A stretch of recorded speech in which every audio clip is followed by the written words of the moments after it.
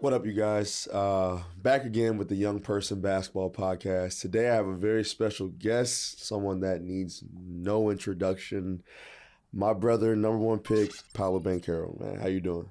Doing good, brother. Appreciate you having me on here, man. Yes, sir, man. We're going to get straight into it. I had a question that I was thinking of. I didn't know your middle name was Napoleon. Yeah, Napoleon James, actually. Napoleon James. Yeah. How did that come about? Tell me the story if you know why your middle name is that. Yeah, I really don't have a special story behind it. My mom's grandfather's name was James. So that's where that came from. But Napoleon, that was pretty.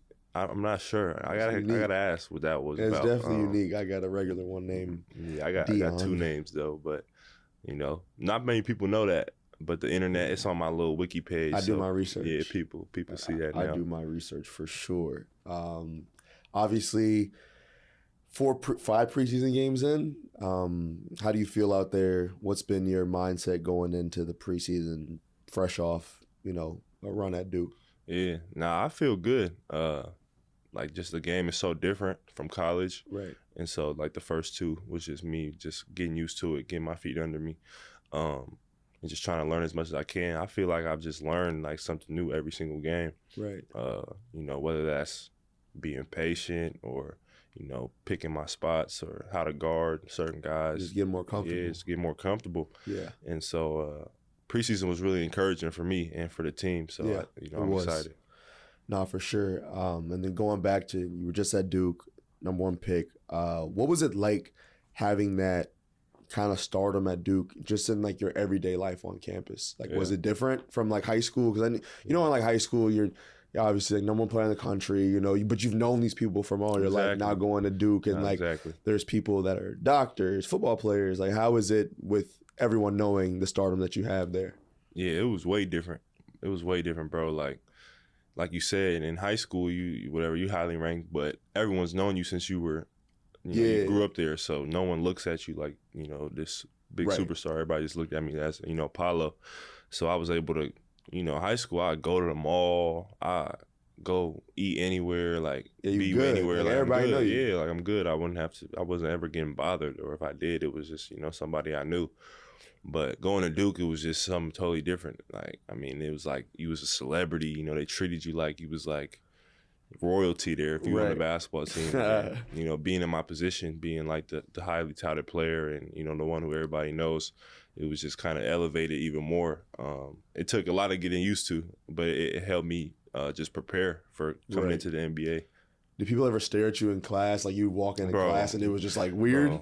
Bro, it was almost like they treat you and I love Duke by far, but it was sometimes I feel like you was a zoo animal or something, bro.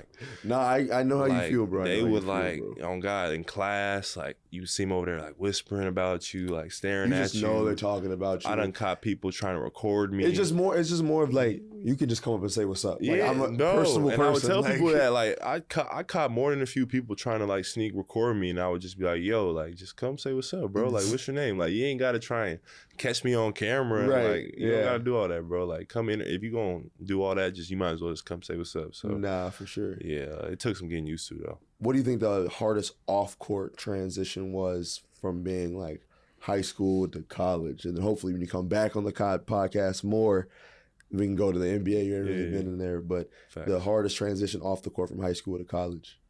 I would just say everybody knowing you. Like I said, being in Seattle, I was never experienced that and wasn't used to that. But going to Duke, and then even now, just everywhere I went in Durham. Right. If I went to a party with my legend. teammates, bro, it was just OD, honestly. Sometimes it'd be damn, people, I had a dorm room, right? And so at Duke, all the freshmen, they stay in, it's called Wilson, it's a dorm. And you stay with other students. So you stay with girls, boys, just other freshmen. Yeah. So, eventually, I always try and be low-key, not going out a bunch, just chilling, trying to, just be low. But eventually people found out where I stay. They knew I stayed in Wilson, knew what my car looked like, but they didn't know my dorm. But eventually people found out. So people started my classmates would start bringing like their families, like their brother, their sister, their mom and dad to your room, to my dorm, and like No knocking on my way. door. Like it'd be like a Sunday morning, bro, and I get like a knock, and I'd be like, "What?" I open my door. It's a mom, dad, their daughter who goes to Duke, and like their little brother. Like, we just wanted to say hi. And I'm like, I'm not even gonna lie to you. like, I'd be hot. yeah, and I'm just like, It's not even that I don't want to talk to you guys, but like what? Bro, there's pictures like people posting up in front of my dorm room, like, don't wake Paolo. Like, it's just crazy stuff, bro. Nah, for sure. It was a good experience though. Like, I definitely enjoyed it. What's I heard about a Duke secret sneaker room? Like, the sneaker room, yeah, the vault. Yeah, what they got up there? Man, that's a special room, bro. I only been in there one time. Like, they got the equipment room, yeah, in Cameron, and then they got like across not across campus, but like across like the building across from Cameron. Like I think it's underground, like the old practice gym. Yeah, is I think under there. It's where the vault is, and they got, I mean, all the Duke kicks that you seen growing up, with guys wearing like Kobe's, old LeBrons. They got all those. Every PE is down there. All the old vintage Duke gears down there. Right.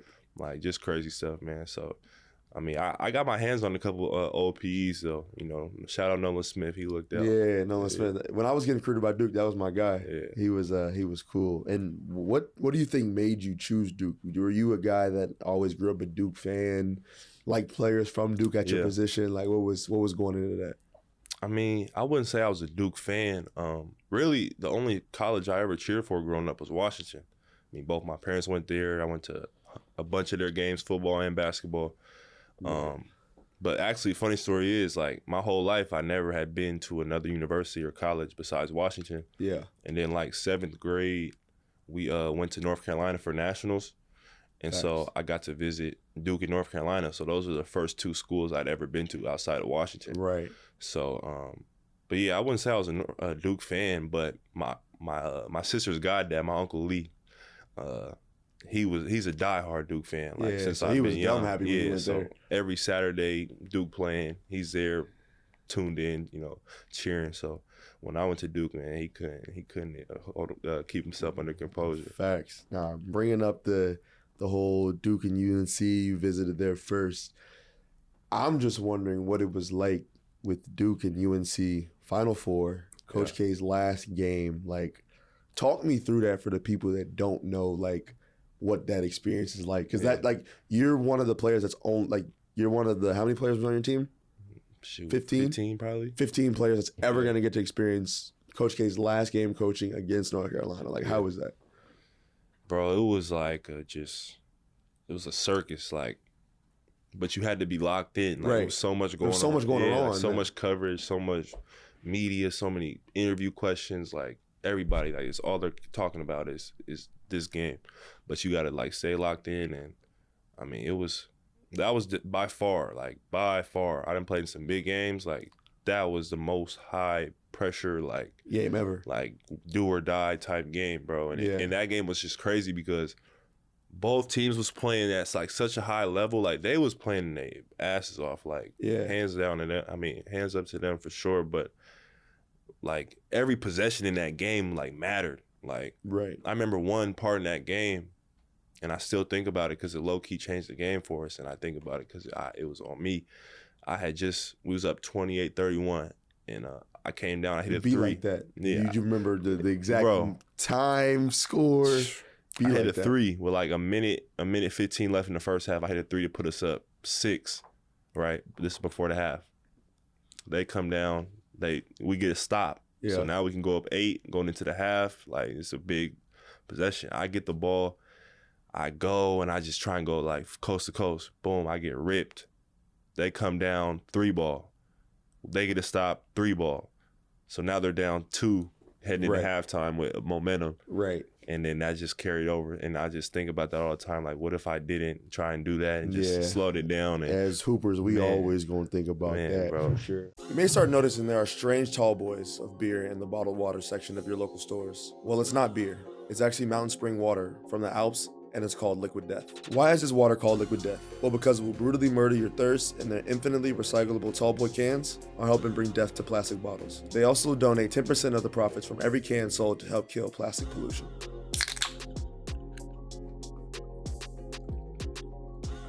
You know, the can looks great. You know, I like how they have the font. It's kind of like medieval time-ish. The designs of the can, I think, is really nice. You know, I really do think it looks like a beer.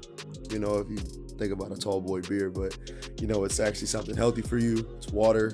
You know, I really like it. I like the design, the can, everything about it. And you know, one thing about this can, it actually helps keep it freezing cold. You know, from a can, it's way different from than in a bottle. Remember that you can get Liquid Death at all the big retailers like Amazon, Target, Albertsons Safeway, 7-Eleven, or Sprouts, and can get free shipping on their crazy limited edition merch and apparel at liquiddeath.com/young. That's liquiddeath.com/young. I remember when we were playing, you remember when we played in Minnesota together and we were on the USA? Yeah. And then we went to the Final Four. Yeah. Because I didn't go to college, so I never experienced the Final Four, like college basketball. I just remember going to watch, I think it was Auburn versus Virginia. Yeah, we all went there. We all went, and it's like almost the biggest basketball game you could play in. No, bro. Like the Final Four is like 100,000 people. Bro. It's the biggest basketball game you could possibly play in. Bro, it's literally like the Superdome, bro. Like running out on. First of all, the run out is a long, like super long run out. Like from the tunnel, the locker room to the court is like 500 feet. Like, yeah, it's super far. And then the court's elevated, so you got to run up the stairs. You got to run upstairs. Yep, bro. And the crowd is just like, it's people. The people look this big, like at the top, and it's just crazy seeing that. And it's super loud. It's nothing but blue in there, Duke blue, UNC blue. So, man, that's something I'll never forget. I mean, yeah, just looking at even the pictures from the game, just seeing how many people was there, it's crazy. Nah, facts. So then after that, leave Duke. Now you're in the draft process. Talk about your decision with agency, how all that went, and then leading up to being the #1 pick. Yeah. I mean, yeah, so the agency, that was a big one, you know, because when our guy, you know, Mike Miller, and not a lot of people, you know, really thought or expected me to do that, but, you know, I mean, me and Mike have known each other since he was at Memphis. He had started recruiting me when he was coaching there. And after that, he just kept in touch with me and always was checking in, you know, never nothing too much, but just checking in on me, seeing what was up. And then after the college season, he brought the agency stuff to me about, you know, talked about, you know, guys like you that he had signed, and just wanted me to look into it, you know, give him a look. And shoot, I did visits. I visited them. I visited 3 other agencies, like met with them with my dad. And I mean, yeah, I made the decision to sign with Mike, man. I just felt like it was the best decision for me. I think basketball-wise, it was the best decision in terms of me getting better as a shooter, right, and just a player. And you know, Mike Miller is the coolest guy, yeah, man. For guys, people that don't know, that's my dog. Like, yeah, that's my dog too, man. Nah, Mike's a great guy, man. And then just as far as like when you went #1 overall, because I remember the night of the draft, I was talking to one of the guys in our agency, and you were projected to go 3. Yeah.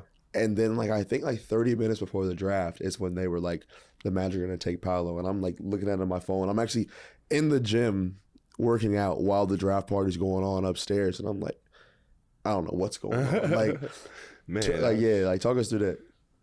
So that was a wild week, bro. Because like you said, the whole draft process, I'm thinking I'm going to Houston. Yeah. I mean, I visited OKC in Houston. I didn't even visit Orlando. You didn't even visit Orlando. Because, which is funny now because that's what every report was saying, that, you know, Orlando wasn't really considering me, yada, yada, yada. But when I finally talked to Orlando, I only talked to them at the combine. And then when I finally got to talk to them during draft week, they were like, yo, like, that was never the case. We've been heavily considering you. And like, you know, basically that the reports are false. Like, they are thinking about taking me. And so that kind of just changed my whole mindset. You know, I was just like, wow, you know, I'm thinking it's Houston pretty much the whole time. And but even then, though, you know, I thought they were just kind of doing their due diligence, you know, doing what they were supposed to. Because I actually hopped on a call with Sacramento, too. They wanted to hop on a call with me. Oh, okay. So, like, I was just thinking, you know, it was that type of vibe. But like you said, bro, I was backstage at the draft. Or you had COVID draft. Yeah, I had a COVID draft, man. So I was at the crib, man. So in the green room, they take all the guys in the green room backstage for the introductions where you come out with your family. Right. And that's like 40 minutes before. So I'm backstage with all the rest of the guys, and they got the TV going and the TV's muted, but they got subtitles. And it's NBA Today with Woj and all them up there, Kendrick Perkins. And I see my picture on there, and it says like Paolo Banchero is like heavily in consideration now by the for the Magic, right? To go number 1. What were you thinking, right? Like, bro, at that moment, I literally, because I didn't have my phone. It was at the table, so I'm not even really looking at. I'm not looking at my phone. I don't know what. I'm still thinking like, you know, it's kind of up in the air. And then I tap my parents, and I'm like, "Yo, look!" And they see it, and they're like, wow, like everybody's shocked. And so then we do the introductions, and that kind of got my heart racing. Like, I was like, oh, okay, now this is like getting real. So then I sit down at the table with Mike. He's already at the table. And he's like, hey, man, like, we got action. Like, I ain't going to say it's for sure. It's like 30 minutes before, but we got action. Like, be ready, you know? Yeah. And so as the time went on, bro, it just kept building. And then Woj put out that tweet, the final tweet that was like, they locked in. Like, basically that they're leaning towards Paolo. And when Mike showed me that, or my dad showed me that, and I was like, okay, bro, this is like about to happen. This is crazy. And then all the cameras started coming to my table, and I was like, oh man, bro. And then Mike showed me like the official text from the GM, and I was just like, damn, bro. And then right after, like a minute after that, the commissioner came out. You was like, yeah, this is real, bro. It's crazy. No, that's probably one of the dopest stories I heard, because like not a lot of people, like, I mean, like not a lot of number 1 picks are solidified. Like, you know, you've had Zion, and everyone knew he was going number 1. Exactly. You had Braun, everyone knew, but like not a lot of number 1 picks are solidified. So like learning like the process of how that actually come about is crazy. Bro. So it's like, it's just so quick. Like, yeah, I didn't even have time to think about it, bro. Right. It was just, I'm on stage. Next day, I'm in Orlando. Like, no, that's crazy. And now that you're in Orlando, obviously you have vets, you got me, you got a bunch of people. As far as rookie hazing, do you think you're going to get any of that this year? Or man, I feel like my vets is pretty cool, man. I mean, obviously they asked me to do anything, you know, bring some food for the plane, bring I asked you to get food the other day. Yeah, and I came through. You came through. Yeah. You came through. You went to Chick-fil-A for me. That's what I'm saying. Right before the plane. He was a little late to the plane, but it was just okay. Yeah, it was an OD line. Chick-fil-A was packed, but I stood in there. That just means you got to just shower a little quicker, a little earlier. Man, but but we ain't gonna do too much. I mean, as far as us, we're all young anyways. So it's like, I don't saying T. Ross really the only guy who like, he only got over 30, ain't he? Yeah, but I feel like obviously we're not gonna do a lot right now because like start of the season, like it was locked in, and we got Caleb yesterday though. Oh yeah, we made Caleb run out on the court by himself. Pump fake. He thought he was it's gonna be you two one day. That's what I'm saying. I'm gonna get caught. I know, as long as it's not OD. You know what I'm saying? Yeah, no, I don't see. We've done the what's it called? And if y'all gonna put something in my car, please just make it the little styrofoam popcorn, not the real popcorn. Yeah, because the real popcorn, the butter. Please don't do that. I wouldn't do that. I'd probably just take the rims off your car. But I mean, regardless, as far as the rooks go with rookie hazing, you know, as long as y'all do y'all part, man, we ain't gonna mess with y'all, for sure.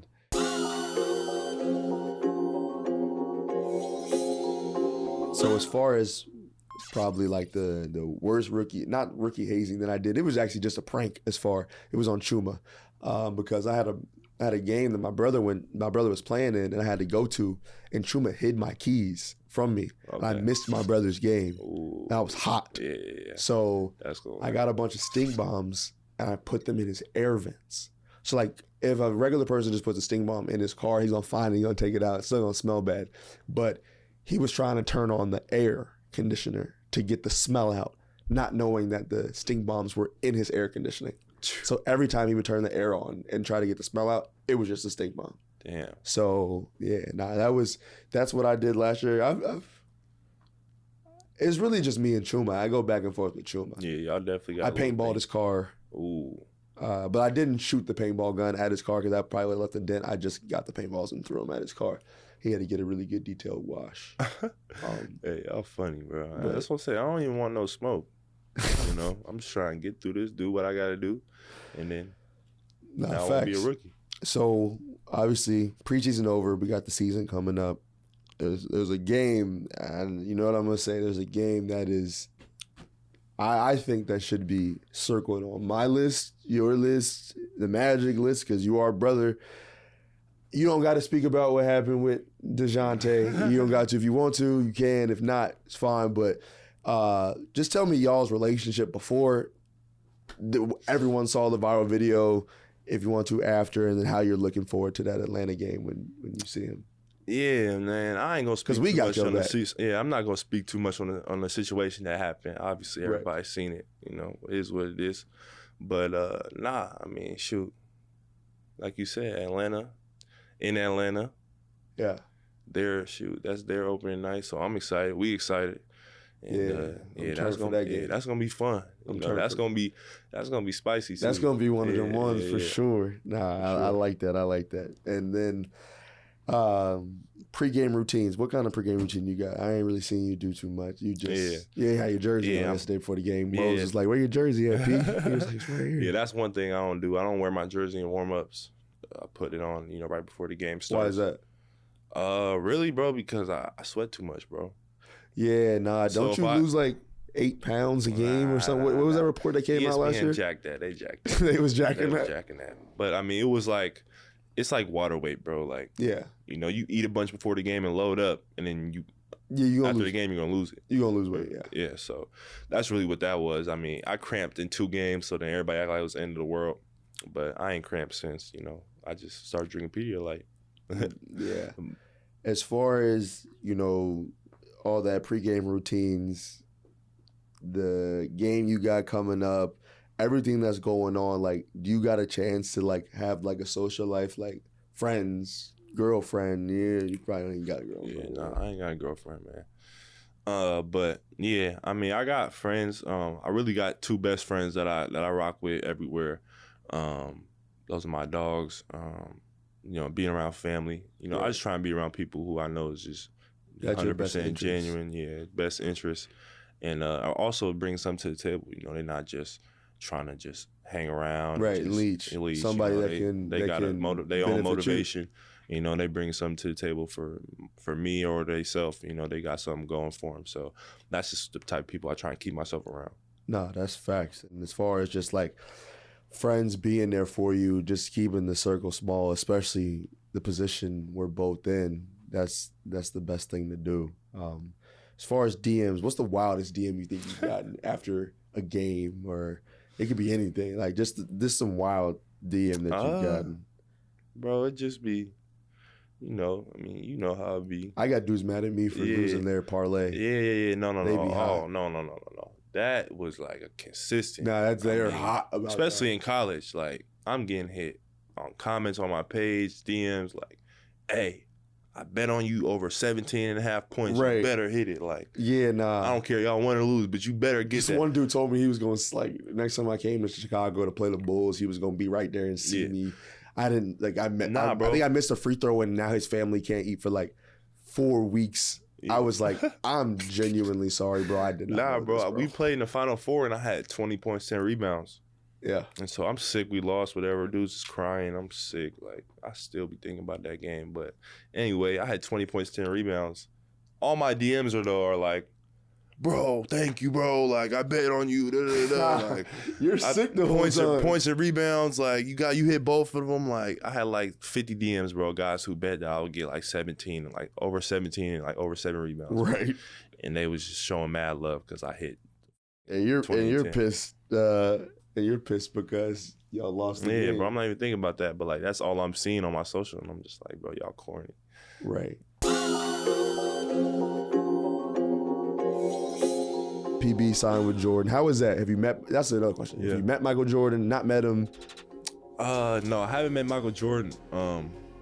But I hopefully get to soon.